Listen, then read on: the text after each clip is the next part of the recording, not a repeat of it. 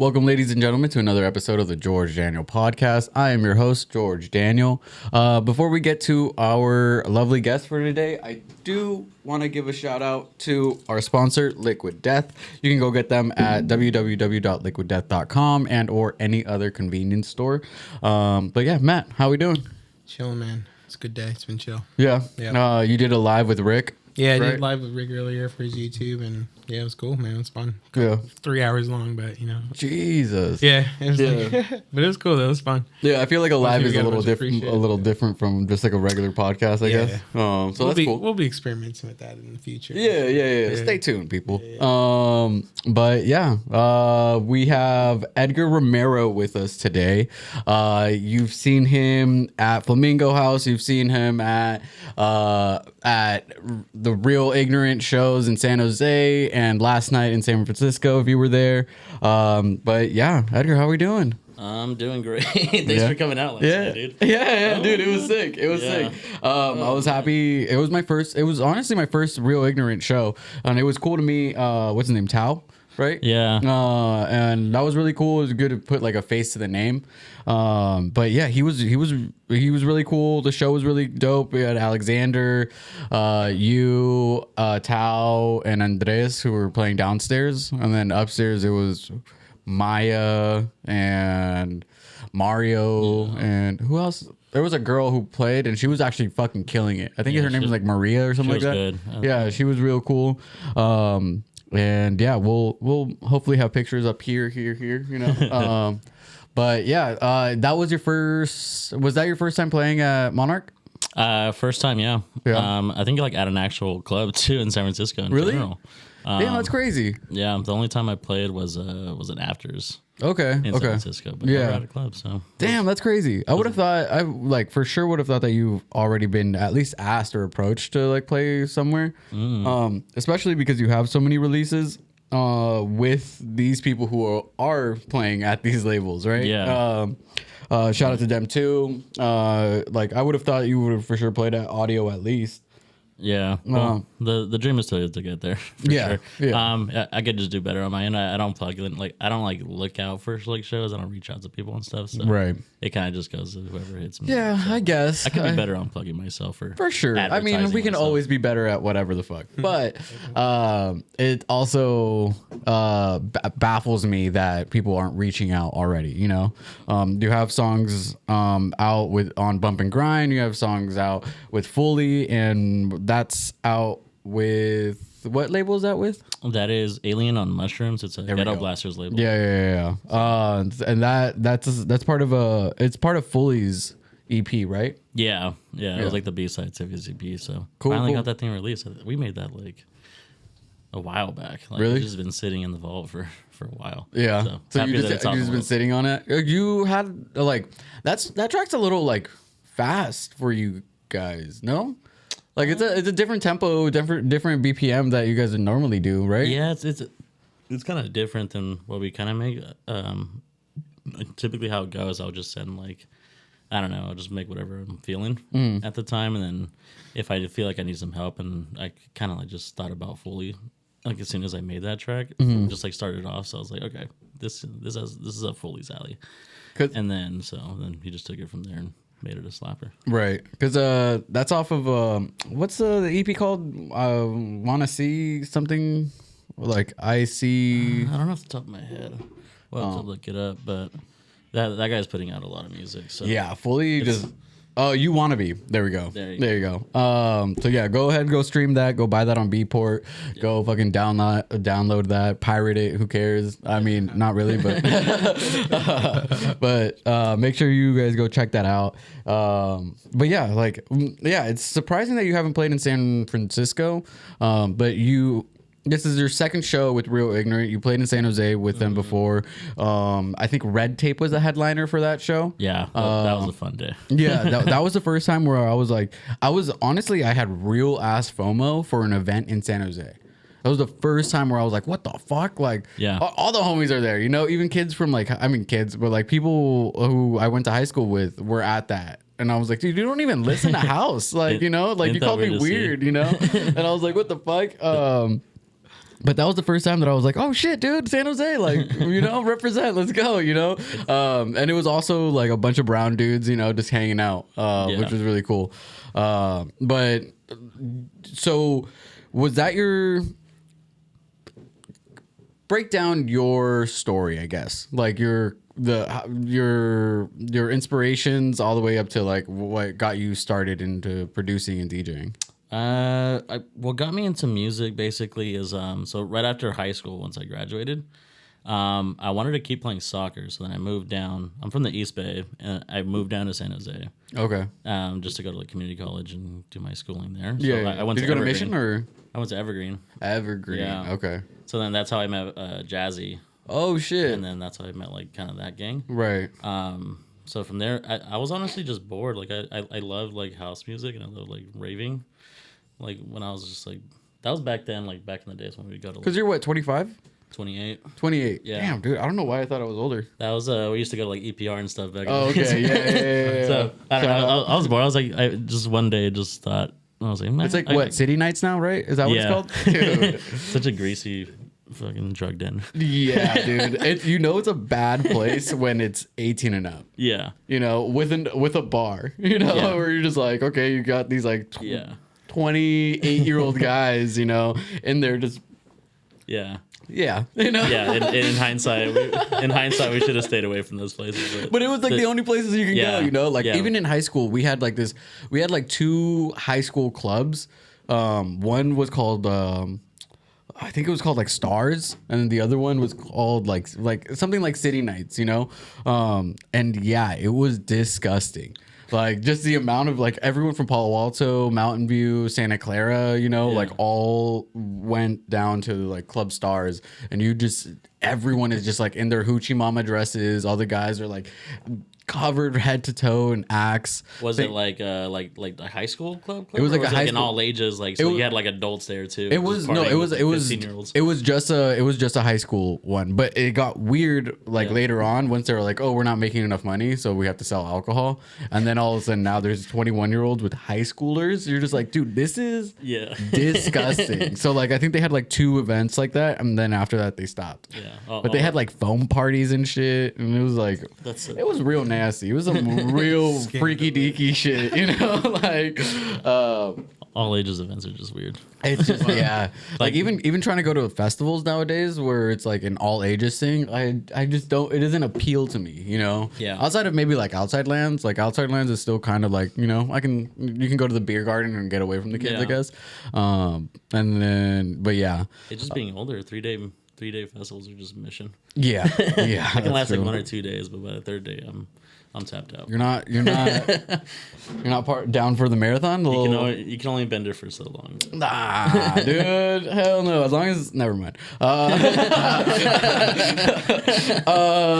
with that said, okay, so like you went to Evergreen, you met Jazzy and everyone, and then what was the catalyst for you to be like, oh, I kind of want to be a producer? Like, oh, like I've been kind of, Even before I met Jazzy, I was just like making kind of music just on the side, just to learn. Yeah. Because was it always like, I guess like electronic music, or was it like hip hop? Yeah, it was always like electronic music. Oh, okay, cool. Yeah, just because I enjoyed the music, so I was like, I felt like I could make it. I was like, all right, I can probably I can learn how to make it. Like it doesn't. So then I didn't really have any friends either in San Jose. So but when I just You had hella moved there, time to like. So yeah, so all my spare time went to that and learning stuff and kind of just looking up tutorials and just kind of getting familiar with the logic. So yeah, that's pretty much how it took off. And then once I actually had just started making tracks itself, I would just send them out to Jazzy, and then he kind of gave the courage. It's nice to have friends that would support your endeavors. So I would send it to Foley, I'd send it to Jazzy, Wes, and all those guys firsthand, and then they'd be like, "Yo, it's actually pretty cool." Yeah, I was like, "All right, well, if you damn, that's crazy." Did you ever get the chance to play Level 44? Level 44 now, never played. Oh, okay. Yeah, which is kind of surprising because I mean you're a local kid for the most part, and yeah, I mean I haven't played either, but yeah, it just seems like the most the club out here, anyways, that would best fit you, I'm available if you're listening. Level 44. Level 44. Get your boy up. You know. Yeah. But yeah, no, that's sick. And then, so what was your first taste of this like electronic music? Like, what was? Do you remember? Was it a show? Was it like a CD or? It was a show. Yeah, I was really into like in my early days. I was really into like hardstyle and shit like that. Yeah. So like all that Carnage shit. Yeah. So I was always just about like hardstyle music, and I was like, okay. And then I think like the first couple shows I've seen was like at DNA Lounge, which was also an all ages event, which is kind of weird. Darren Styles just ended up coming, so I was like, oh, okay, I love this guy. So then that's kind of like what got me into it.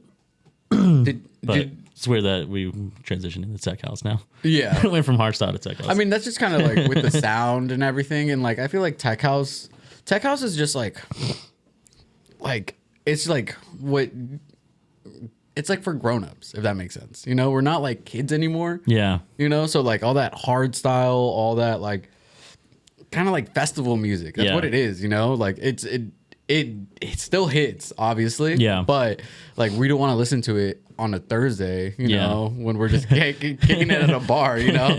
So like tech house makes sense at like for more like most like scenes, you know, or whatever. It's just fun too, because like the weirder you can make the music, the better it is. Oddly enough, so like throwing in like lasers and a bunch of random sounds, it just actually makes the track more fun. So yeah. Well, there's fun. Not as much going on, you know, with the pattern, you know. Yeah.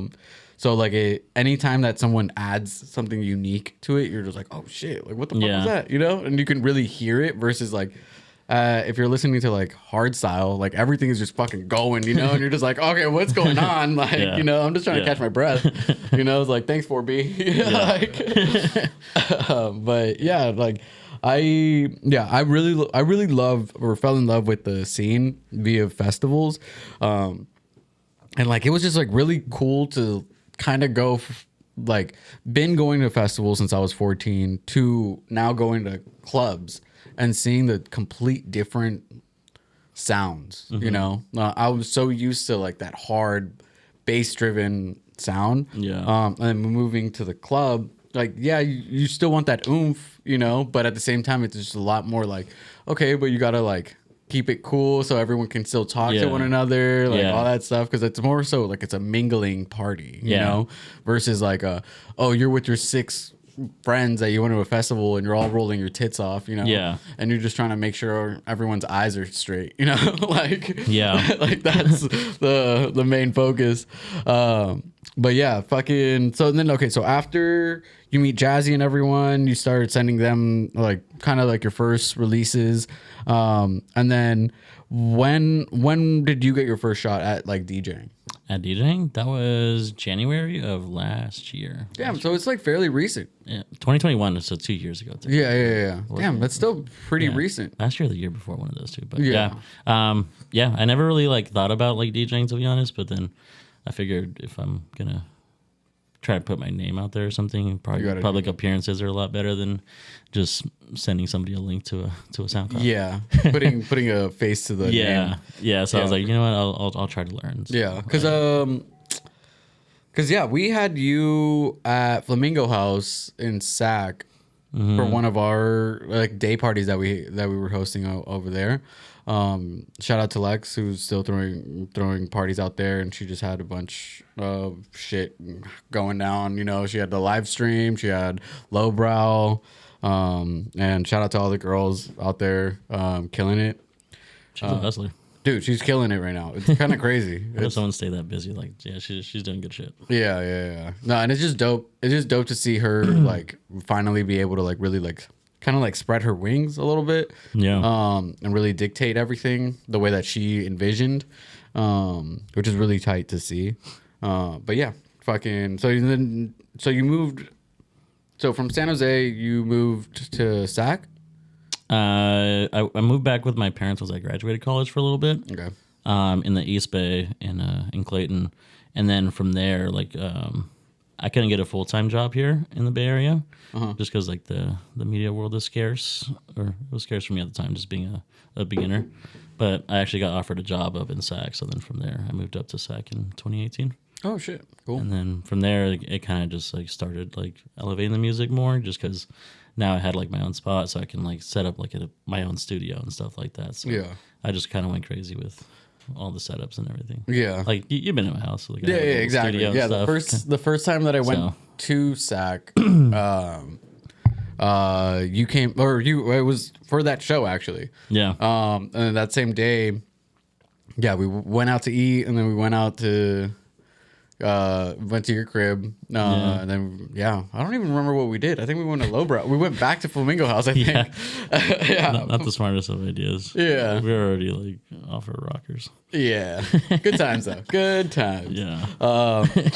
But yeah, and then so you're in SAC, right? Or you're in SAC. Mm-hmm. You start building your studio and start like practicing and honing your craft. But from there, like when did you already have releases on like labels and stuff, or Yeah. yeah? Yeah, I've had it releases since like I don't know how many songs I put out at this point, but yeah, I've been having like releases and stuff. But yeah, the DJing just came long after that. Yeah. I always just like producing inside, but yeah, DJing was something that I kind of got into it. So I think the Meraki event that you had was like my second or third gig that I've had. That's crazy. That's fucking crazy. Yeah, so I'm fairly new to the DJing world. So Yeah. it's a talent. There's a lot of good people out there that can DJ. Yeah, there's way better. I feel like there's better DJ. Some people are really good at producing, and some people are really good at DJing. Yeah. I don't know who I am, just mainly because I haven't produced anything. But I know how bad I am at DJing. So, I'm hoping that once I figure it out, how to start producing, I'll lean towards more of that side. But yeah, it's a talent, like you were saying. It's a lot of like stage presence. It's a lot of like blah, blah, blah. Yeah. And like reading a room is a real talent, you know? It's awesome. Like that's why people like them too. Like every time they put like announce a show, it's just like they can like just like crowd people. Like they can like pull people like come to their shows and stuff like that. So yeah, it's a talent for sure. Yeah. Yeah. No. And like with them too, what helps is there's two of them, you know? Yeah. So one person can be like, while he's mixing, the other one is hyping up the crowd. So at any given point, there's someone interacting with the people who are watching you or listening to you or whatever. So they have that like cool dynamic. So they can always constantly be one, like grabbing the attention of them via like one person being the personality. And then also that other person is DJing and mixing while they're watching this shit go down, you know? So they individually, they're both really good DJs too. Right, Watching right. Sergio mix and then Saul mix as well, just separately, is just like, all right. Yeah, exactly. They could each stand on their own, but just having them two together is just it just makes it a little easier. Yeah. Because like with me, I honestly, I'm a pretty good DJ when I go back to back with someone. Yeah. Mainly because, well, it's half a set now, you know? Mm-hmm. But also it allows me to be more creative because I'm working off of someone. Yeah. So then like they do stuff that you wouldn't normally think of. Yeah. And you're like, oh shit. Oh, actually I can bring in this song now, you know? Yeah. And like do shit like that. And it's just like more fun. For me anyways. Yeah. But so you started DJing roughly 2 years. Started DJing 2 years ago. So then like with that, you had your studio in house and everything. So like how often do you feel like you practice DJing versus practice producing? Probably like not as much as I should. Producing, like I'm doing it a lot, like in my spare time, like on the weekends or Right. whenever I get a minute, I'll be just kind of Fucking around. Yeah. Yeah, just seeing what sticks. DJing wise, I don't truly, I'll only mix like if like once I make a song and I'm like, let's see what this can mix into. Right. So then I'll just bounce the song on a USB and then just try it out, see what I can pair it with. So when you're producing a track, do you go into it for like with the thought of mixing, or do you go into it with the thought of like making a good track? Yeah. The good track is definitely the aim. Right. Because I find there's songs that are good for mixing. Yeah. And there's songs, Yeah. Like there's tracks and there's songs. Yeah. Like yeah. That's definitely the goal, just to make it easier to mix in and mix out. Yeah. Just make people's lives easier. But Yeah. definitely making a good song. I usually just kind of just go with like a blank canvas. I won't really have any ideas or have any loops in mind or any samples. Right. I'll just like kind of open up a project and see what I can make. No, yeah. It ends up being fun. That's probably like the most daunting thing for me is I'm very like, oh, I'm an artist and blah blah blah and like I wanna be able to be like what Dem 2 was saying was just like, dude, like I wanna be able to have a Grammy, like that's the goal. Yeah. And I'm like, well, yeah, like that would be fucking so tight, but like you need to make a real song, like something like a San Holo fucking, like those types of like Flume type shit, Yeah. And I feel like those are the people who win Grammys, not necessarily like house producers outside of like Chocolate or what's his name? Black Coffee. But that's only because he has one with Drake. For Drake's. Yeah, so it's just like, Isn't Beyonce too like a house? Oh yeah, the house album of the year. Shout out Beyonce for the best house album of the year. Yeah, that should be the goal though. I mean, I guess that's just having that self confidence in yourself. Right. Which is probably daunting, but even like if you want to start producing and stuff, it's just take like a couple of weeks and just get familiar with the system. Like not exactly like get right into like pulling a loop or like making something, but just kind of just click buttons and see like, oh, I didn't even know this tool existed. Or right. That's pretty much what makes the process a lot easier. Just being familiar with what you're working with. Yeah, because at the end of the day, it's like it's just a new app, that everyone uses. But it's like the thing that I find really daunting is the fact that I have so many producer friends who also just have their own tricks and like what they do, and I'm like, they're like. At this point, there's so many people just saying words to me that I'm like, I don't even know what the fuck, like what is going on anymore, like EQs and this and that and da da da, and this is how you master. And I'm just like, okay, well, like, but he said this, and he's like, well, he's dumb, and like, just use this plugin, and just like, and I'm like, okay, like, I don't even know I'm just buying shit just to buy shit now. Yeah, you don't need all those plugins. Yeah, but like, you're never gonna use them. I'm just like, I don't even think you guys know what you guys are doing. I'm just like, what are we doing? Like, yeah, that's the fun in it, though. You just don't know what you're gonna make at the time, so you're just making random sounds. Yeah. And then so you started DJing 2 years ago. You started producing. You're making songs specifically for your mixes. How would you describe your sound? How would I describe it? Fun. I would probably just describe it as fun music. Vibey, like Pedro. Like it's not serious music, so it's music to have fun. Yeah. So wonky. Just I don't know. Just try to make. Yeah, I'll just say fun and wonky. Yeah. For sure. What would you say was your first like real like inspirations? When like when you first started producing? Inspirations was definitely just like having like a good group of friends around. Yeah. So having like somebody like Foley, Jazz, and all them, and like that like people like friends like making like tracks, it kind of like inspires like me a little bit. Like it kind of just has like a healthy kind of like competitiveness to it. I think competition is super important. Not technically like competing, like who can make the better track, what I mean. But it's just it inspires you. It's like like that's dope. Like whenever like somebody like a homie puts out a good track, I'm like, that's awesome. Yeah, I want to make something like that, or I want to try to, or like how did he do this and how to do that. So right, yeah. I feel like.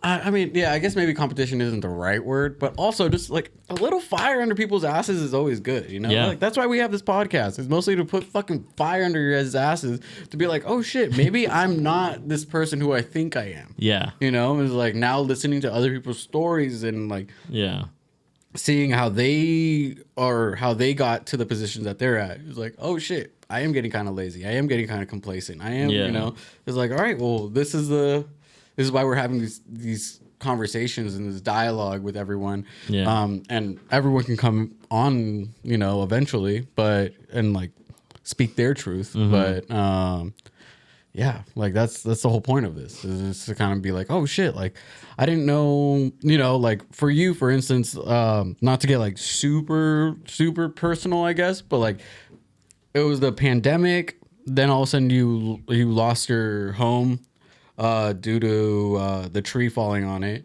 Yeah. And then and then you still had to like pivot. You moved down up, right, to Davis. Yeah. Temporarily. So it was just like, it's like there's so many other things happening in your personal life. But throughout that period, you were still able to stay afloat in your creative side, and maybe that was the only like kind of real lifeline that you had to kind of like de-stress or like kind of get your mind off of things. Yeah.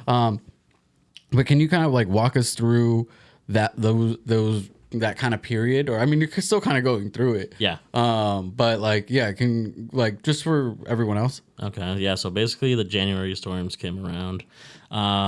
New Year's Eve, like 100-foot cedar tree that I had in my backyard just fucking went right through the middle of my house, destroyed it. Kind of went through that whole process. It was funny too because I was on vacation when it happened, and the only thing that I was like thinking about, I was like, man, can't wait to like go home and make music or something.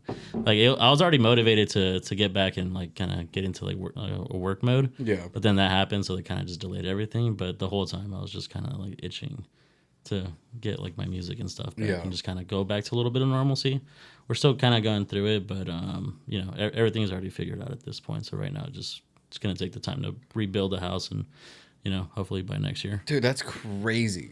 It's insane to me, like, to like go somewhere and then expect to come back home, and then you don't and there's just like your house is now like a fucking tree house, Yeah. like it was unreal. Insane. It was unreal. Like that's not like I mean I don't know like I don't know how I would have handled it, for sure. Like, I mean, no matter what, like, insurance I have, and I'm sure insurance helped you and everything, but, like, at the end of the day, like, I don't know how, like, I would be able to process everything. Like, it just, like, me personally. Yeah.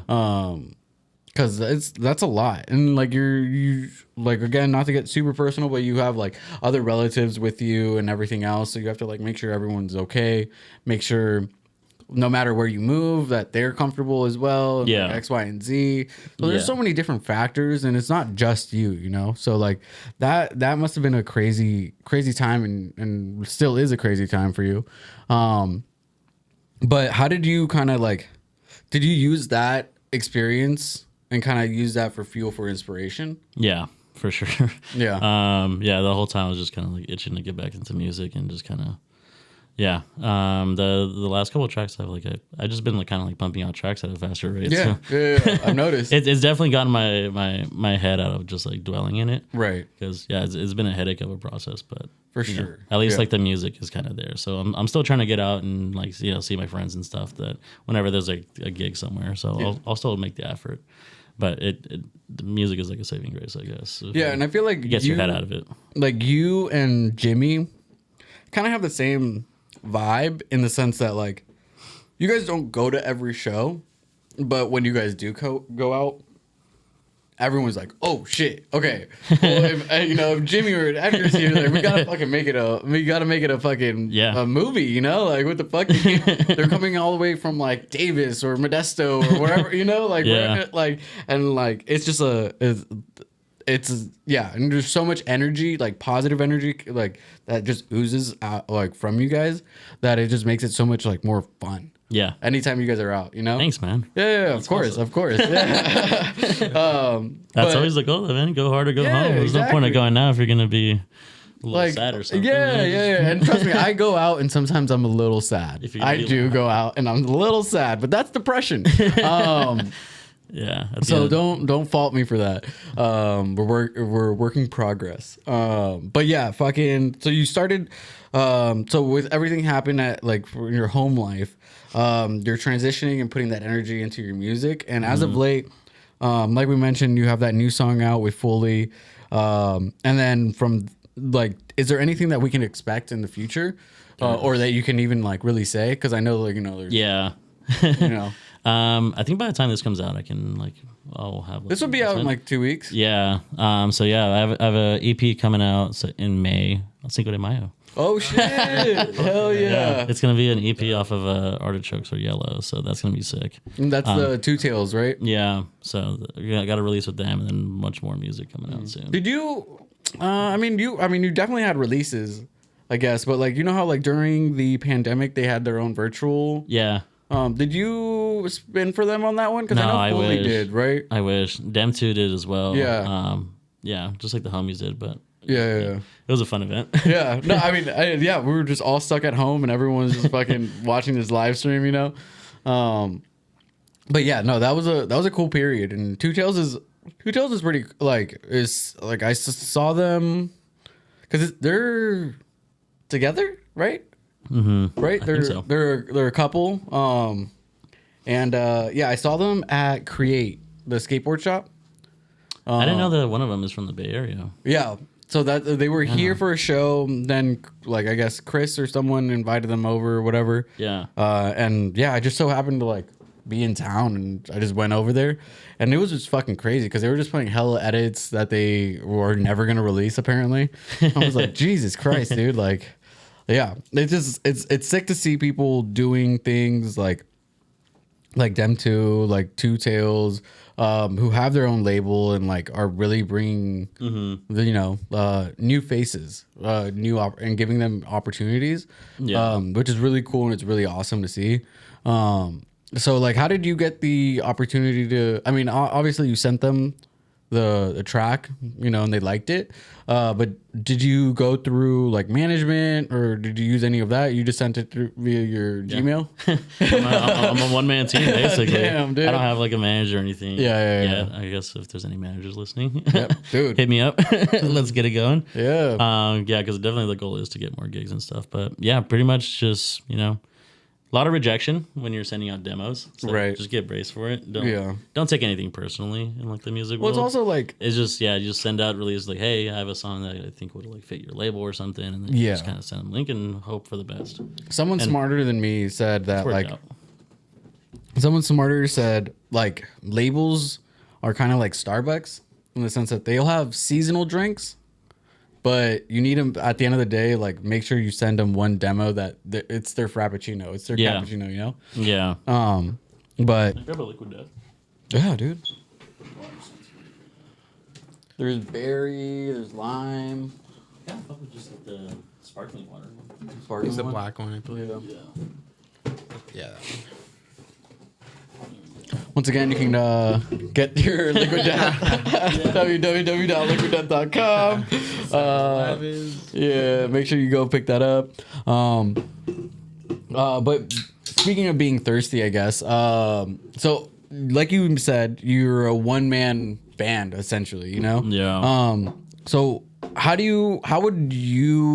would advice would you give someone starting out? Trying to be hey, don't be too thirsty, but also closed mouths won't get fed. Yeah. So it's that happy in between, especially when you're working for yourself by yourself. Yeah. So do you have any advice for any up and coming? I would say just stay grounded. I guess just kind of know what you have and kind of know what you're worth. If you know you have good music, and I would just say just kind of hold on to that and just kind of don't let egos get into it, but just kind of if you have a good sound, then it's just a matter of time before you can make it out. But just kind of stay grounded, stay humble, and just kind of let the process work itself out. Because you don't blow up overnight. Right. You're definitely gonna have to keep grinding and. Yeah, it's crazy. It's crazy that you said that because, the blow up doesn't happen overnight, but that's all people ever really see, right? Mm-hmm. They don't with you. I didn't know that you were producing in 2018, 2019 or whatever. And then I also didn't know that you started DJing later. I thought it was reverse, and that's just me not doing my homework or whatever the fuck, But that's super interesting that you fully started producing first and then started doing the DJing thing. So I feel like you guys have a little I feel like people who start that way are a little more professional. Yeah. Because you are constantly emailing these labels, these or whoever, and being like, hey, like this is who I am, you know, versus if you're just a DJ, you're just like, hey, I can rock an hour long of whatever you want me to sound like, you know. So like it's a super like unique mindset. But when you what are your like what's your like 5-year plan look like? 5-year plan. Like do you even have like do you think that far ahead? I should, to be honest. I up until this point I kind of been going with the flow, but now I'm kind of just like I want to put myself out there more. So from there, yeah, my 5-year plan is probably just to, you know, get more people along the road with me and just get a little team going and get more gigs for sure. Because I think I would want to get out there. And for you, because you're like, this is your superpower right now, is what I see, anyways. Is that you're all over the place. You know, you can be up in Sac, you can be in the city, you can be in San Jose, you can even be in the East Bay. You know, and like you'll have people around you. Yeah. Support you. But like also I feel like people need to have like a home base. Yeah. You know, so like what would you consider your home base if you have even like considered that? No. It's like wherever all the brown people are. No. Honestly, the internet's probably home base. Yeah. I'm mobile. That's dude, that's actually okay, that's kind of sick. Yeah. Not really. You know, I love the Bay Area. Sacramento's cool, but I'm mobile, so yeah, I don't really have like a home base. I'm kind of fluid. Yeah, that's cool. That's sick. Yeah, because like for me, like I really tried to make San Francisco my home base, but I'm not from there, so it's like hard. You know, it's different from the people who live there, who get to go to these Wednesday night shows. You know, and like just watch their homies DJ. And it's like I'm not gonna go out on Wednesday, knowing that I have work next day and I have to drive 2 hours there and back, you know, like doesn't make any sense. But like, I also can't really make San Jose my home base just because like, I'm not really like out here like that, you know, like San Jose itself needs to step its game up though. Like, there's not that many shows. It's always San Francisco. I've been re-listening to the podcast and like, honestly, like I'd be saying that it's San Jose, but like truthfully, I think it's just like, San Francisco is obviously the bigger market. So, and not to negate anything that like for instance, Real Ignorant, right? They had their first show at Monarch yesterday. And yes, it's Coachella week, you know, and everything else. But like even Tao was just saying like, oh, this is just kind of like a fun, like just to test the waters type thing. Yeah. Knowing that San Jose is such a big market for them, you know, like they're bigger shows. They just had Odd Mob, they had Red Tape. Who else did they have? They had someone else. But they were all shows out here in San Jose. Yeah. And they, for me anyways, exceeded expectations. Because it was in San Jose, but it was in San Francisco, it would have just been another show. Yeah, you know. So San Jose was perfect too to have like the all Latin lineup. That was such a crazy day. Yeah, they had a taquero and everything. Hella people coming out. Crazy. So San Jose is great for day parties. Yeah, and that's the thing. Like, we just need more venue spaces. Yeah, you know, like I think like San Jose has either like a really dope small like venue spot. Or it's like this massive, you know, club that isn't really fit for anything really outside of just like a hip hop R&B vibe, you know? But I think like right now, like Noit, right? And whatever that club is in San Jose, they have a really dope little venue spot. And like I'll be there on the 29th. So get your tickets. There you go. Say less. Yeah. But yeah, and then like the 28th, Rooftops is doing something there. So Dez and Maya and Dez. So it was just like, oh shit, like I haven't seen a back-to-back night with like house related events in San Jose in so long. So it's like really cool to see the community open up a little more, the scene, the bar owners kind of be more like inclined to like let us do our thing. Yeah. I think they're doing the same thing. Kind of probably just testing out the waters to see if there's a need for it. Yeah, and there is, dude, the city has 1 million Yeah. plus fucking people. You think, Yeah, it's a massive city. dude, all we need is 3% of people to come out, and like that's still like what, like a abnormally large number, like Yeah. it doesn't take much. doesn't. So yeah, people from fucking South Bay, step your game up. Let's go. Fucking come to support us, or else you just gotta keep driving to San Francisco, Yeah. or wait for those big shows at like the Civic Center or Shoreline. Yeah. And it's just like those are only really happening in the summer or in the winter, Yeah.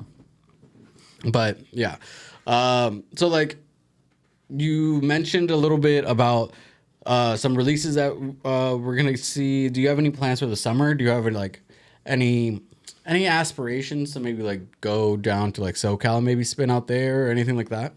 That would be the goal for sure. Yeah. Yeah, I just kind of been chatting with people and stuff like that, so hopefully I can get out there. Yeah. We'll see what happens. So like when you're chatting with people, are you chatting with people who your friends have already worked with, or are you kind of just, DMing people, seeing like, what collective kind of best fits, I guess? No, just chatting, just sending like DMs and just like seeing what like the homies in LA are up to, and just stuff like that. Like, oh, how'd you do this or what'd you do there? Stuff like that. But I'm not like straight up asking them like, can I get a gig? Yeah. Yeah. I'm just like, yo, like what's going on over here? Yeah. Just I feel like out of that's- curiosity. Yeah, it's always probably the hardest part, because like when I first like came into the scene, dude, I was even more annoying than I am now. Like if you think I'm annoying at posting and all this shit, like dude, I would release a mix every 2 weeks, and then send that mix to like 200 people. And be like, ooh, this is the one. This is the one where there's like people are gonna listen to it, and we're like, oh, we need to put them on all the lineups now, But dude, at the end of the day, they're just looking at it, and it just like they're not even listening to it. They're not doing anything. I'm like, dude, I need to do like you need to like market yourself better. You know, you're just a bedroom DJ, like asking your friends to like fucking just peep some shit that they don't care, for. That's the heart of it. That's the hard part of it. Right. Convincing people that you're awesome. So how do you try to manage that? Like, how do you try to like market yourself, I guess, in a way where you're still true to yourself and you're not lying to people, but you're also hyping yourself up a little bit? Yeah. And showcasing your abilities. The key to that is I don't market. I'm kind of just like, hey, here's some. I'll make an Instagram post or something. Yeah, I'll be like, hey, yeah. look, here's a song that I made. Everybody come listen. Everybody look at me. I exist. Yeah, yeah, that's funny. But other than that, yeah, I don't market as much as I should. Yeah, That's why I was like, even by like just by coming on here, I'm trying to like get it going. yeah, for sure. I mean, like I keep telling like anyone who comes on, please fucking clip it your damn selves. I don't know what your favorite moments are. You can. Yeah, you guys can you guys can even edit me asking you a random question that I didn't even ask, just so you can, like it's that simple. Like, oh man, I don't know. The only like that's the one thing that I'm like really looking forward to is with this podcast is the fact like when someone who isn't me is making the clips for themselves, Yeah. and like able to like chop it up the way that they want to or envision or whatever. And yeah, I've slowly seen people like post about it. I've had people like ask me to make clips for them. And like, yeah, I'm more than happy to do that for you too. So you guys are focused on a different aspect of things. Where I'm more focused on this. Yeah. So it makes sense. Okay. But yeah, like that anyone who has been on the podcast, fucking let me know. Fucking help you out. There you go. And yeah, so like, okay, so you don't do any marketing, but at the end of the day, I think what helps you is the credibility from the people who do give you looks. If that makes sense, like being able to be on an EP with Fully is tight as fuck. It's also it's not your first release with Fully, right? You have like 3, I think, or something like that, maybe 2. Yeah, I think we have 2 out there in the 2 world. that are out for sure. Because Yeah. one's with Bump and Grinds, right? One is with House of Hustle. Oh, okay. Yeah. That's what. Yeah, and then the second one here, the back and forth one. Yeah. And then we have a few, but this is just locked up in the vault. So I don't think they'll ever see the light of day.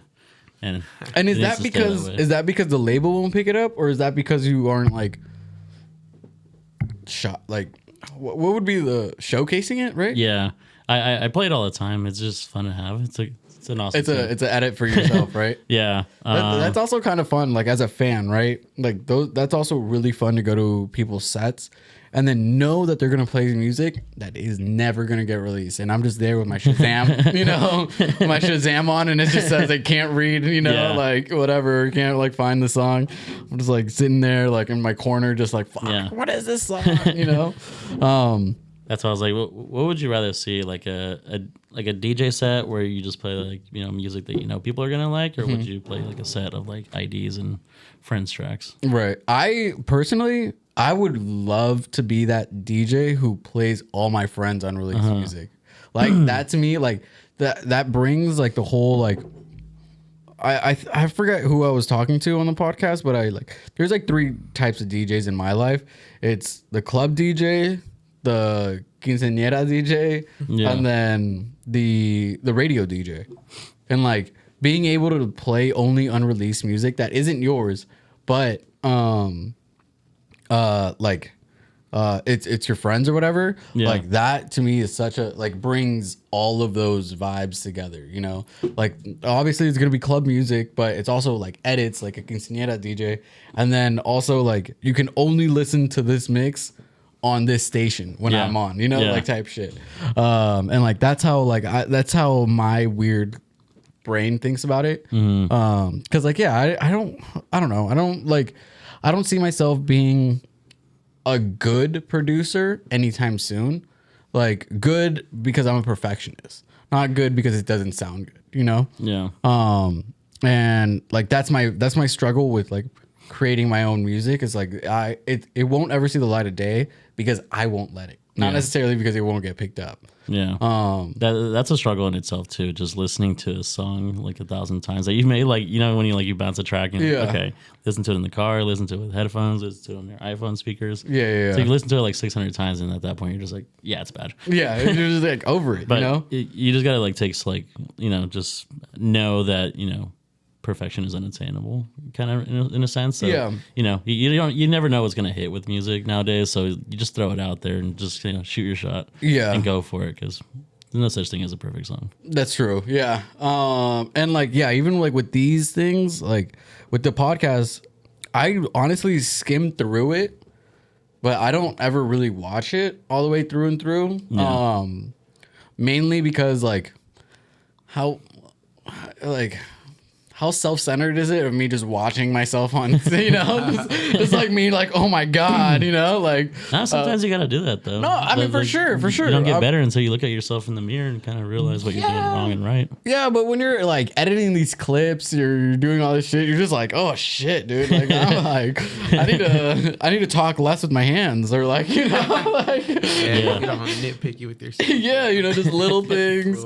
And yeah, it's those things where it's just like the same way where it's just like when you're producing a track or something, you're probably just like, oh, why did I use those drums? Oh, I just found these new hi-hats, like I should throw those on. And then you throw those on, you're like, this actually sounds worse. And then like, you're just gonna keep going back and forth and all this shit. So like, I can totally see how that, like you were mentioning earlier, you had your friends being fully Wes and Jazzy, like you had those people to be like, no, just put it out, and like from there it's like, just being lucky, I guess, right? Because from there you just kind of branched out and being friends with like 96 Vibe and Dem 2, and it's a cool community we got in the Bay Area for sure. And I feel like especially with like that crowd, right? Don't get me wrong, they're a little standoffish and quiet. Mostly quiet, not standoffish. But like once they're on your corner, it's hard to like not get any love or support from them, Yeah. And that's most people in the scene and blah blah blah blah and Plur and all that shit. But you're gonna find some like some people who don't have your best interests, Yeah. And then, but for the most part, I feel like you can kind of see who is the people who you can trust, you know, especially when it comes to art at the end of the day. Yeah. It's art, you know, like we're all artists, you know, we're all like these weirdos who think that we're cool enough to like produce some shit, you know, Yeah, we're making beats on a computer at the end of the day. Yeah. So you just need those people to kind of be like, all right, well, just put it out, or let me play it in my set. You know, where maybe the room is a little bigger. There's more people listening to it, and you can get a better feel of how it sounds on the bigs, and just start there. You know, and then next thing you know, they're sending it out to other people from in the East Coast or some shit. And they're like, oh, dude, this actually kind of slaps, you know? Like, I got a really good reaction.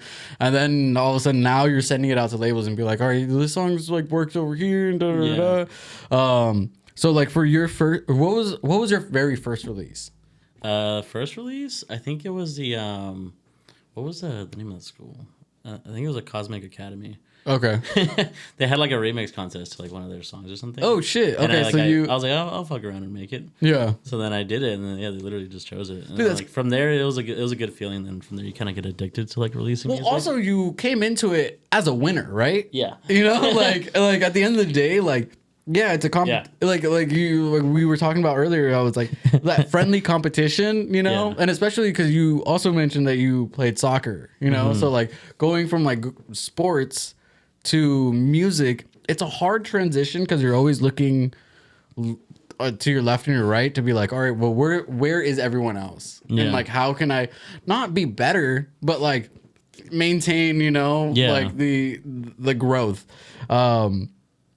And like it's not competition, don't get me wrong, but I'd call it like healthy competition. Yeah, you know. I mean, that's what friends are for. If you're not gonna like keep each other on your toes and stuff like that, then like if you can't call your friend a bum, then like yeah.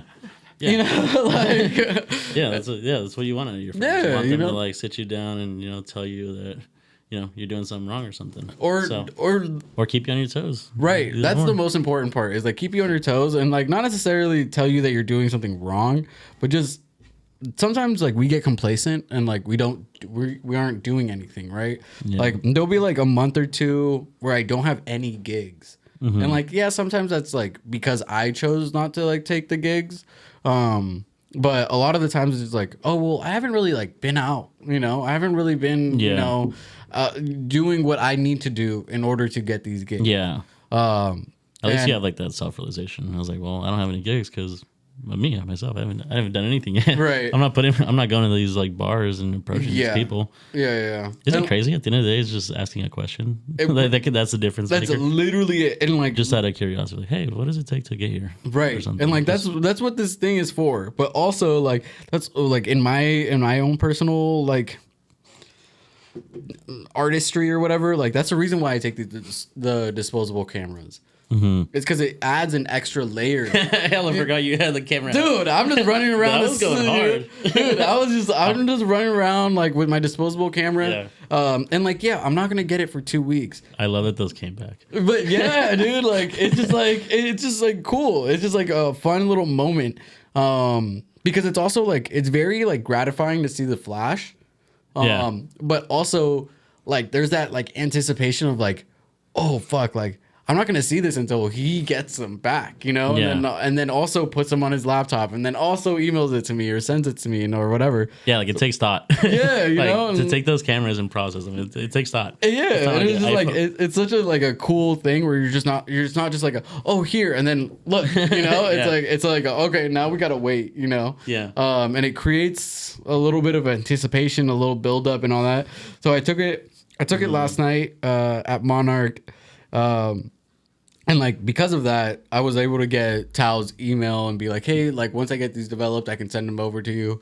And like I'm not asking for anything. I just want to. This is your event. Yeah. You know, here's some shit that I took. You know. Yeah. And yeah, it just adds that like a little bit of community, you know, aspect of everything, but also it's like it helps me in my own personal shit. So then people were like. When I did it the last time, it was in San Jose, and it was like the Kofa? Kofa? The KOFLA? Yeah. That guy, he was there. and like it just so happened that them two were there and everyone else was there and they were running around, Jazzy, Fully, Andres, and everyone else.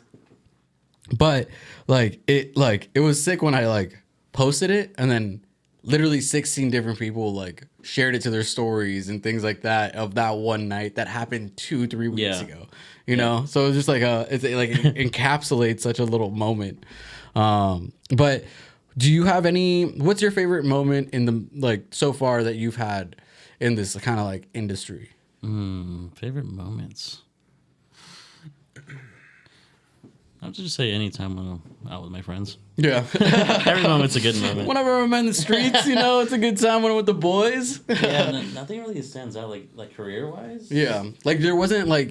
Nothing satisfies me. I will say this. Nothing satisfies me more than, you know, getting tagged in a post and then just knowing that somebody played your track. And then just seeing like other DJs like playing the track. I love seeing like crowd reactions and stuff.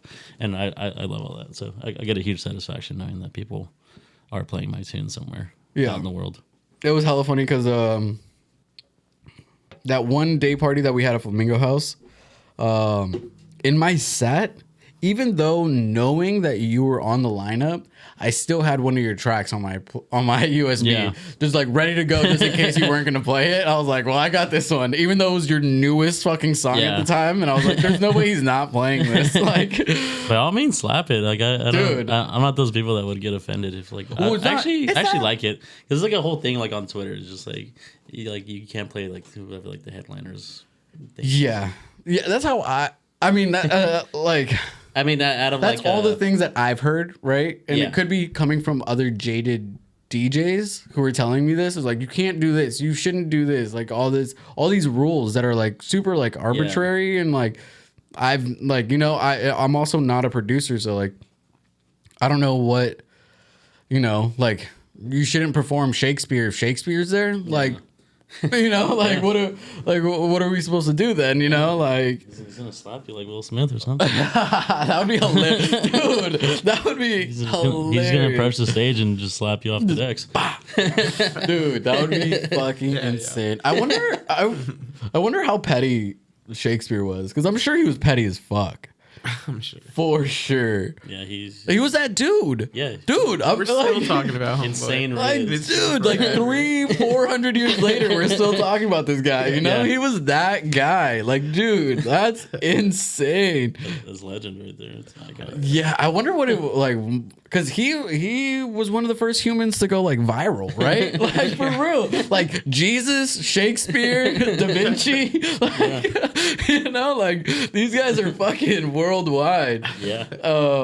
Yeah, a little tangent, sorry. But like for real, like I don't know. I think about like at work we do this fun thing where we're just like, hey, like if you can go back to any time period, what time period would you go to? And then always everyone's just like, am I the same person that I am today, or can I like, you know, whatever. But like if you were to go back in time, what time period would you go? I don't think I would go back in time, to be honest. Yeah. I would go back in time to like relive some of the awesome experiences that I've had. But I don't think I would go to like a specific like 1969 or something. Right. Let's go to what was that? Let's go to this festival or something. Yeah. Like back in the 60s. Yeah, I'd be down to go to Woodstock. Yeah. Like that would be tight. Yeah, like shit like that would be cool. Yeah. I think there's like definitely like days I would go back to, for sure, like you were saying.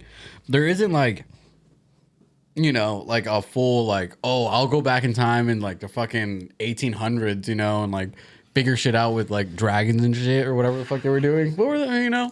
I thought it was so easy to die back then. Dude, people were dying at like, dude, you were old 30, if you were like, 40. you were old if you were 30. And you're like, what the fuck? You know, you couldn't drink water. Yeah.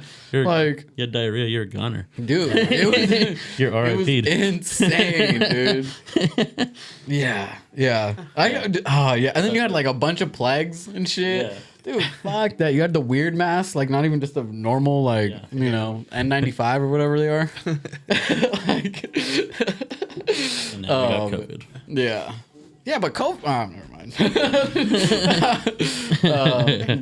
Okay, but speaking of other kind of like disasters, I guess, right? So like you had the pandemic, then you had a literal nature, coming down on your home. But like now that everything's heating up for the summer, are you like, and you had your first show in San Francisco. Are you now trying to maybe like do something at Temple? I think people were talking about maybe doing like a yacht thing yesterday. Yeah. Or a little boat party.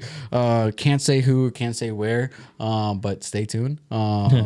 And yeah, so like, are you ever planning on, like, would you ever do a show where it's for an EP, for a release, and you do a release party? I would love that. Yeah. That'd be so cool. And like, when thinking about those things, like, are you yourself reaching out to people, or has it gone that far in like the planning of everything? Yeah, no, every gig has literally just been, my friends asking me if I Yeah. can play. So Even like Meraki, when you text me, I was like, hey, you down to play? I'm like, yeah, why not? dude, Let's go. that was honestly, that was like one of the most the easy like choice. Like it made sense. Like you're local there, but also you have fucking releases, like real releases, versus having another me or another Jelly come on. Like we don't have releases. We're just DJs, and like, yeah, that's my favorite part is like figuring out a lineup where not only are you giving the like new faces an opportunity, but also allowing people who have like put in the work, like yourself, Fully, Jazzy, whoever, Nina, or Bruja, whatever you want to call her. Like like giving those people their flowers is like so important to me. Yeah. Cause like you were saying, how sometimes it's hard to market. So like for me, I'll do all the work. I'll market the fuck out of you. Like I was like, dude, these are my boys. Like we gotta get them out to the world. Like the world should know all of us. Like for real. And like, yeah, that's kind of like selfish, I guess, but also like, yeah, dude, we're putting in the work. We're doing this shit. Yeah. Thank you. Yeah. And yeah, like, I don't know. I think with everything that you have going on right now and kind of like the way that you move, I'm really looking forward to seeing like how the rest of the year is going to turn out. Especially because like your first show in San Francisco was technically a headlining spot. Yeah, technically, yeah, you can say that. Technically speaking, like hour wise, like if you're playing, 12 to 1 or 1 to 2, those tend to be like the bigger slots, right? Yeah. I was surprised that people actually came out. What are you talking about? Of course people are going to come out. It was nice. What are you talking about? I don't know. That's like a feeling you never get used to. Like, do you still get nervous like when you're about to play? I don't have songs, so I don't give a fuck. I'm playing like Fisher and shit, Like who gives a fuck what I play? Like no one's out there like being like, "Oh my god, I wonder if he's going to drop this song," But like you have like real songs that you made that you are also playing, And you also played some unreleased songs, and like, yeah, it's that is a different feeling than what I have ever felt. So like, yeah, how do you kind of like manage that? Like, or not manage that, but like, I guess manage your emotions, while up on the, like, cause I still get nervous as fuck, dude. Yeah. I'm always nervous. Yeah. I always feel like my last transition, however the last transition went, I'm so stuck on it, whether it was a good transition or a bad transition. I get so hyper focused on it that I don't know what I'm gonna do for the next transition. Yeah, just keep it and pushing, like that's like it's hard for me to just keep it pushing. Like, nah, I need to figure out what happened. Like how good, or like why was it good, and then also why was it horrible, and like what did because you're the one pressing the buttons. Yeah. So what did I do wrong or right? Yeah. But how do you kind of like when you're up there, like do you kind of already come in with like I'll have like an idea. Right. like I'll make like a playlist. I was like, yeah, these songs kind of slap and they kind of go together. Yeah, because you only really need like 25 songs, right? Yeah. So then I'll just put ever like my favorite songs onto like a playlist in my USB, and then we'll kind of mix into it or just kind of go on the fly. Because right now, do you feel like you can play like a full set of just your edits? Oh yeah, for sure. Yeah. Yeah. That's probably like a dope feeling, you know? Yeah. Like regardless if they're actually released or not. Yeah. Yeah, it was a nice feeling to like just having like people like snap and like tag you in like these like snaps and stuff, and just like knowing that it's like your song that's right playing and like people are vibing to it. Yeah. It's a weird, I don't know, it's a weird feeling. And like that's definitely a feeling that I would love to like at some point like fully understand, you know? Once I start producing. But yeah, that's probably such a dope feeling. Even if it's not necessarily your vocals and you're just using a sample or whatever, but it's like your idea, you know, that is affecting people in a positive way. Yeah. Like in real time, you know, and you get to see that, and you get to see the people like smiling, dancing, shaking their asses, dropping a cocktail or two, you know, just doing all that because your music slaps that hard. That's the goal. Yeah. And like that's fucking tight. That's the ultimate appreciation if you black out at my event. Noted. Next event I'm out. You're returning. You'll see me, but I won't remember you. Yeah.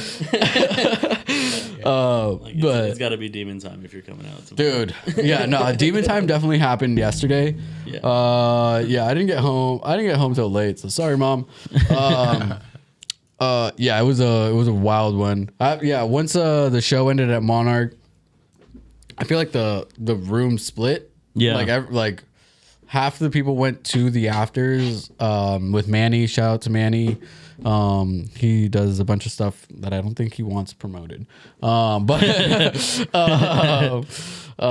yeah, that like you would either go there to the afters or like you just end up, or the other half ended up going to like a homie's house and just had like a tiny afters. Yeah. Which I feel like that's what you did.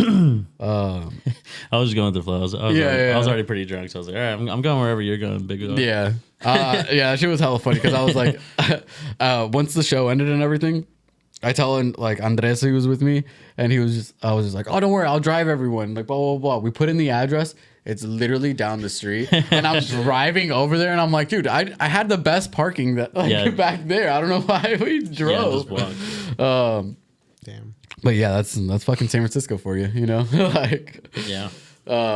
And okay, so you moving now, living currently in Davis, and then like, is there even a scene out there? There's a college out there, so there has to be like at least like 100 people who listen to, you know, house. There's no scene anymore in Davis. I feel like they've like already like shut down all like the turn-ups. Like everything's like it's more of a family town now. Interesting. Yeah, because back then you could like go to like picnic day and just get obliterated. Yeah, because I mean, well, but they don't do that anymore. Their whole thing is like agriculture. Right? Yeah. So like, I just feel like it's open land everywhere. You just gotta kind of find a quiet spot. Yeah, there's a few homies that have like events like on Thursdays and stuff, but nothing too crazy in Davis. Yeah, because the only time I ever went to Davis was for soccer, and it was like Davis Cup or whatever. Yeah, going to that little complex. Yeah, exactly. I love that field. And like that is the nicest grass, dude. Like, it was laying in it, like just laying in it. Dude, it was so sick. Yeah, Davis Cup was super tight. We came in second place because these fucking beans fucking destroyed us, dude. Dude, they flew from Texas. Right. They flew from Texas in the brand new like Mexico kit, like head to toe. Everyone had like. I don't know, man. It was just not good. It was me and my like AYSO select team, and literally like within the first half, 2 of our players got injured, and then we got a red card. And I'm like, dude, we lost this. There's like we're down 3. They came back the second half and scored another 5, and I was like, dude, why are we playing? Like this is not fun. They had you guys shook coming in all. Yeah, there was like, dude, it was just so intimidating to go up against like what seemed and felt like a real like national team. Yeah. Everyone from the parents are wearing Mexico stuff, and you're just like these AY, like all you have is the AY logo on your shit. Like, dude, we are trash. Yeah. They're flying in from Texas and shit, and we're like, what the fuck? Like, who? It's Davis. Like, what are we doing? Like, there's nothing like that. It's not that serious. It's a pretty big one though, the Davis Cup, yeah. And it's like Davis, Surf Cup, and then the Hawaii one for West Coast. Those are the big ones. You know, not to brag, but we were ranked. You know, no big deal. You know, like, so watch your mouth. You know, catch these hands real quick. Do you watch soccer a lot nowadays? A little, like not as much as I used to. I used to be like a real fan, like a real ass fan. But now I'm more like a fan of players. Yeah. There's not like a real team that I follow outside of like Wolves. Shout out Wolves, we fucking suck. But outside of them, like I don't. That's random. It's hella random. It's only because Jimenez? it's only because Jimenez was there, and I was like, oh, okay, well, we finally got a Mexican out there. Like, I gotta support him. Like, blah blah blah. Yeah. And yeah, once he got that head injury, hasn't been the same, and it's kind of sad. But you know, that's the boy. Do you keep up with sports at all or anything? Yeah, soccer a lot. Soccer. Lately, like, you know, I'll only watch like NBA or NFL. Right. If it's like come playoff time. I mean, well, it's hard sitting through a whole basketball game or a whole baseball game. It's hard for me, even with soccer. Like, even soccer, like sometimes, like, I mean, luckily with soccer, it's 45 minutes straight of like uninterrupted just play. Yeah. You know, versus like baseball, basketball, football. There's so many fucking commercials. It's like, dude, why am I watching a commercial every 30 seconds? Yeah, like, he just said hike. Like, you know, like, why are we now all of a sudden, why is like a Toyota Tundra on my screen? Yeah. You know? You gotta know about Toyota-thon, baby. But like, for real, I'm just like, dude, what is going on? Yeah. Or like, my favorite is like watching Mexican soccer. And then the commercials just come up on the like on the corner, or like they'll have like weird animations and shit on the crowd, and it's just so fucking funny. Yeah, they got the crowd. They even like talk it into it now. Yeah, and they're like, like, what do you got going on tonight? And like, oh, well, today at 8, you know, like, Rosa de Guadalupe, like, no, you know? Turn on. Velos and shit. Yeah, dude. No, honestly, it was so weird. Did you growing up? You have 2 sisters, right?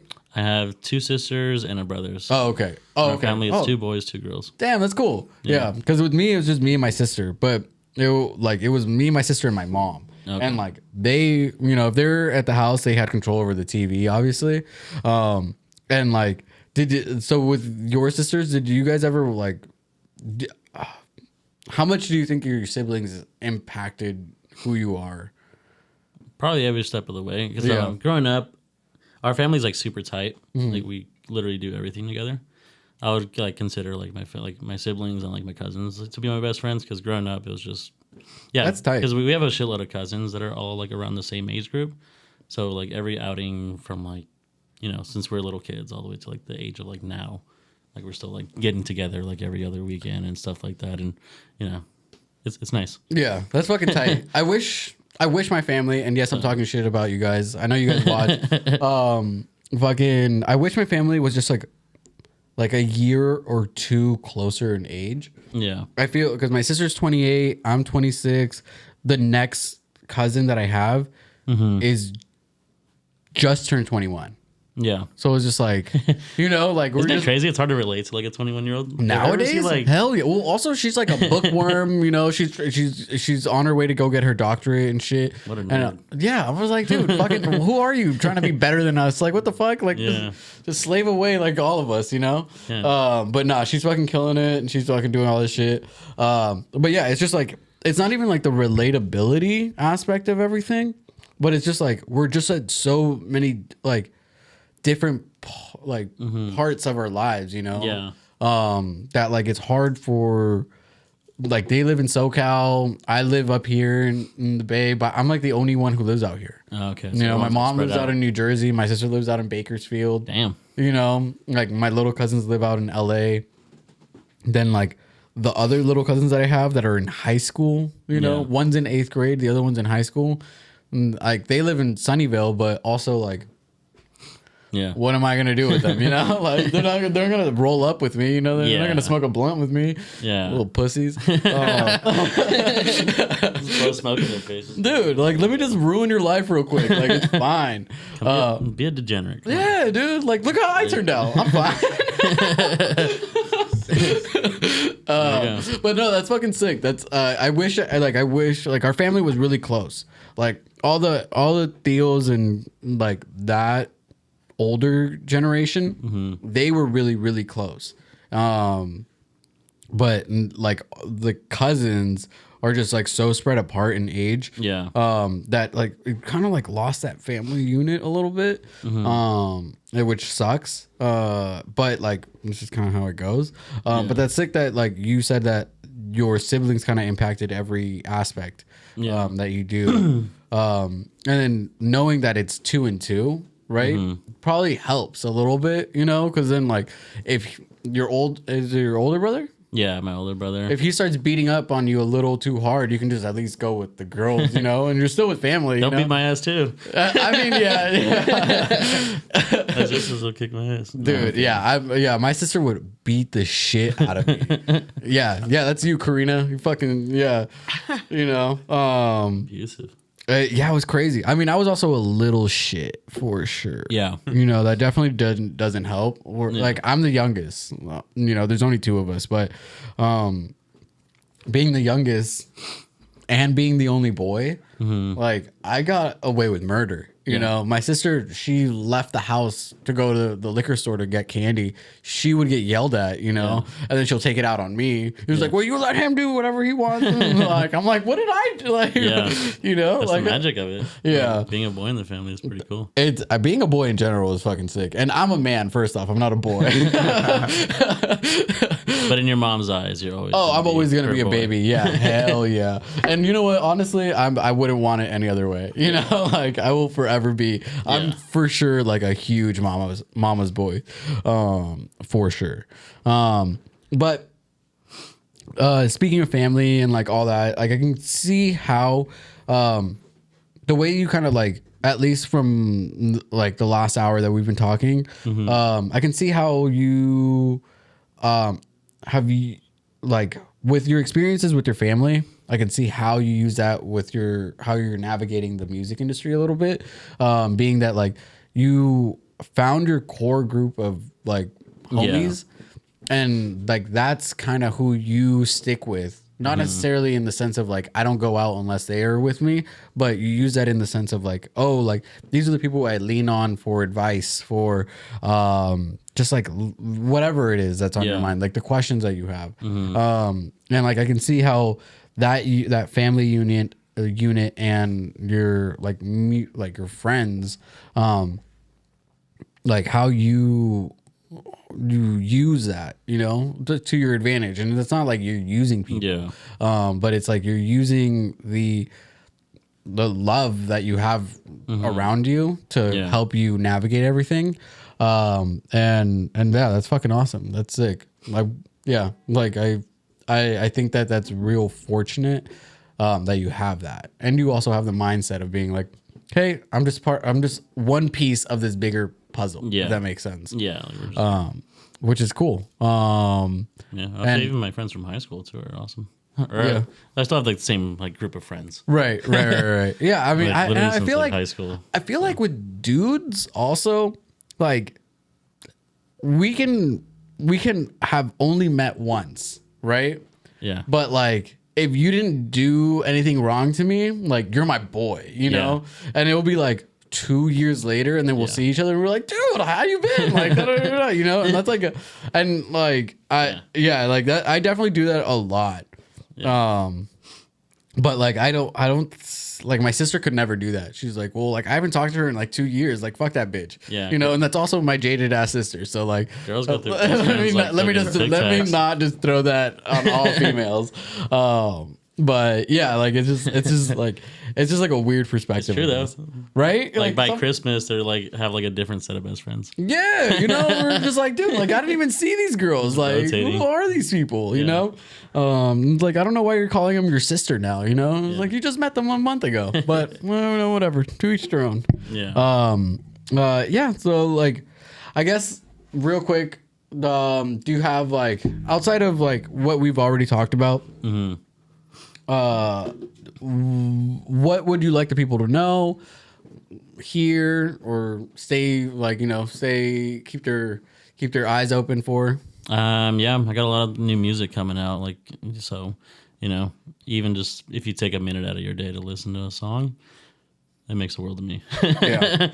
I'll just say that. And then, yeah, just come out and support. I mean, without support. And then you're on Spotify, SoundCloud, iTunes. Yeah. All that. And everyone can find you just with Edgvr Romero. Yeah. That's my IG, Twitter, Spotify, artist, like everything. Cool. Everything is EDGV as in Victor, R, and then Romero. Hell yeah. Oh, yeah. So it's sweet. Yeah. No, dude. Yeah, I'm excited again just to like, you know, see what you have cooking for everything. I've heard a couple unreleased tracks and they sound amazing. So everyone stay tuned for that. But thank you again for coming out. Yeah, thanks for having me, man. Yeah, of course. I've been trying this out for a while. It's dope. It's dope to have someone who I literally saw last night come, you know, and do a podcast. That's really cool. And like it's a first for us, you know. So yeah, thank you again for coming out and taking the time out. You got to take the podcast on the road. Dude, Yeah. I'm trying to schedule everything. I'm trying to do stuff in SAC and like blah blah blah, but scheduling is weird.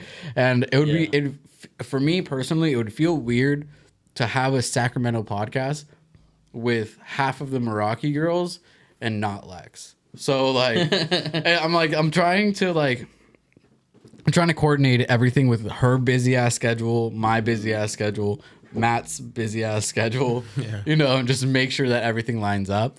But I think maybe Flamingo House, if you're listening, we can probably do something up there. And that would be really fun. Yeah, that'd be cool. Yeah. And just do a day party / podcast. That'd be sick. Yeah, and like that would be really fun. But yeah, if you guys want to find me on IG, I'm at George.Daniel __. You can find all of your Meraki stuff at Meraki.Bay and all your SAC stuff at MerakiEvents.SAC. MerakiSac.events. MerakiSac.events. That's Matt. He's not even part of Meraki. No, He knows that shit. I type every episode I'm typing handle. But yeah, outside of that, thank you guys for listening. Make sure you like, comment, and subscribe. That really does help us out a lot. I know we just hit 100+ subscribers, but you know, the more that you guys subscribe, tell your friends, share it, comment, like it, it only helps us out, and it will only end up helping the scene that much more because there's more eyeballs and everything. So just please like, comment, subscribe. It'll really help us out. I fucking love you guys. Thank you guys for listening, and peace. Yeah, share the fuck out of this podcast. Get your name out there. Yeah.